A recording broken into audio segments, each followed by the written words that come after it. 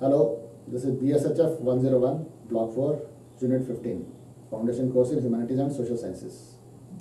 The topics that are to be covered are introduction, the administrative structure, important administrative process. Introduction. The origin of the discipline of public administration can be traced to Wilson's Hessian dichotomy of politics and administration. The growing emphasis on administration and politics union recast the relationship of public administration with the state and society.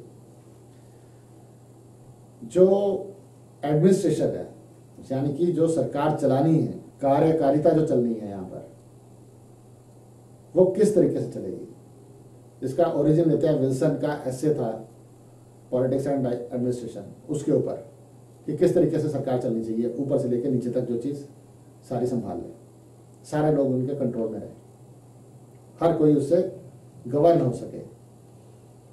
और उसमें state यानी कि जो पूरा देश है, और society यानी कि जो सारे नीचे उसके लोग हैं, उनका कैसा रिलेशन, उनको कैसे चलाया जाए। द एडमिनिस्ट्रेटिव स्ट्रक्चर कैसा हो।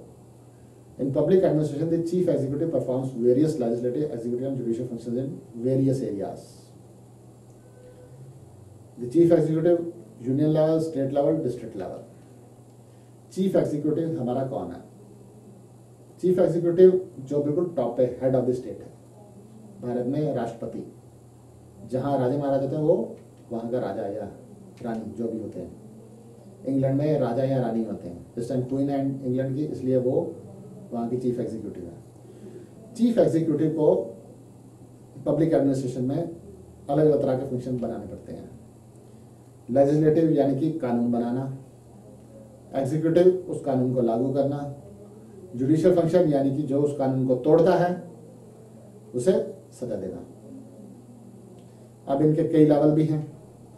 चीफ एग्जीक्यूटिव यूनियन लेवल यानी कि भारत का राष्ट्रपति, स्टेट लेवल यानी कि गवर्नर ऑफ द स्टेट, जो राज्य जो प्रोविंस होते हैं उनका हेड चीफ मिनिस्टर के ऊपर, डिस्ट्रिक्ट लेवल यानी कि डिस्ट्रिक्ट कलेक्टर वगैरह, डीसी जिन्हें हम कहते हैं। The line agencies, departments, boards and commission, public corporation, public enterprises, general agencies, the staff agencies, general agencies, technical agencies, auxiliary agencies. अब इसमें उस लाइन में नीचे तक क्या क्या आता है, स्टाफ कैसा आता है, वो ये सारी इन्होंने लाइन बनाई हुई है कि कौन कौन से डिपार्टमेंट्स होंगे। बोर्ड्स, हर चीज़ का अलग कोई बोर्ड बनाया हुआ है, कमीशन बनाया हुआ है, जैसे यूनियन पब्लिक सर्विस कमीशन बनाया हुआ है, यूपीएससी, और फिर उसके बाद एसएससी स्टाफ सिलेक्शन कमीशन बना हुआ है। फिर कॉरपोरेशंस बनाई हुई हैं, पब्लिक कॉरपोरेशंस बनी हैं, पब्लिक एंटरप्राइजेस बने हुए हैं जो कि बिजनेस भी करते हैं पर उसमें एक सोशल पर्पज रखा जाता है। जनरल एजेंसीज हैं, टेक्निकल जो स्पेशल एजेंसीज हैं, ऑक्सिलरी जो अलग से हायर करके जिनको स्पेशल काम में लगाया गया वो हैं। Important administrative processes. The administrative processes refer to situations when the administrative is in action. Internal activities in organization need to be planned and controlled, and flow of information needs to be regulated to facilitate relationships and accomplish tasks. These processes represent the dynamic aspect of administration.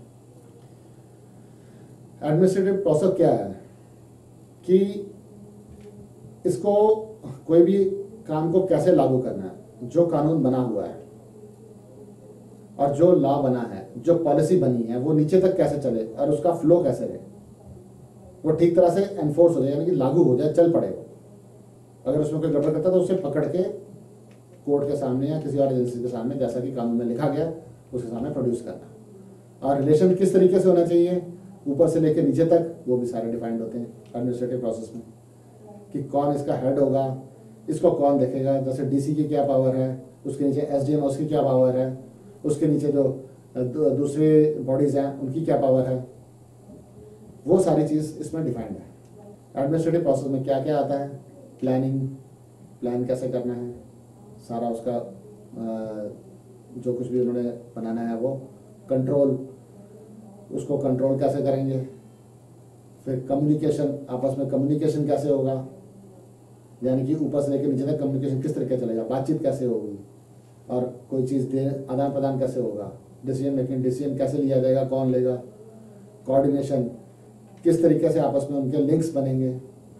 Control में आता है कि अगर वो कोई चीज़ को नहीं मानता है, उस कानून को नहीं मानता, उस प्रोसेस को नहीं मानता, तो उसके खिलाफ क्या हो सकता है, डिसिप्लिनरी एक्शन होगा।